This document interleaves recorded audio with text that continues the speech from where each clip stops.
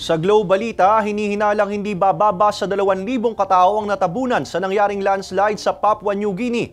Samantala nasawi ang nasa 10 katao sa pananalasa ng bagyo sa Bangladesh. Ang detalye sa report. Nasa mahigit 2,000 residente ang pinangangambang natabunan ng lupa matapos ang nangyaring landslide sa Enga Province sa Papua New Guinea. Sa tala ng kanilang gobyerno, posibleng umabot na sa 700 residente ang nasawi dahil sa landslide. Nangyaring pagguho ng lupa nitong Biyernes. Pahirapan naman ang sinasagawang rescue operations dahil sa pag-ulan. Dahil sa layo ng lugar, hindi pa raw nakarating doon ang mga heavy equipment. Kaya mga pala, stick at kamay ang ginagamit nila sa paghuhukay. Pinaplano na rin daw ng gobyerno na magtayo ng evacuation centers doon para may masilungan ng mga apektadong residente.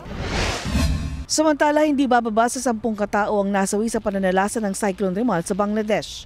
Malawak ang naging pinsala ng naranasang pagbaha sa lugar. Nasira maging ang ilang mga river protection dam. Maraming kabahayan ngayon ang nawala ng supply ng kuryente. Nananatili namang suspendido ang operasyon ng ferry at boat services.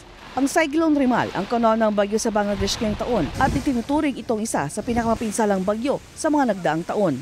Marjorie Padua, Balitang Southern Tagalog.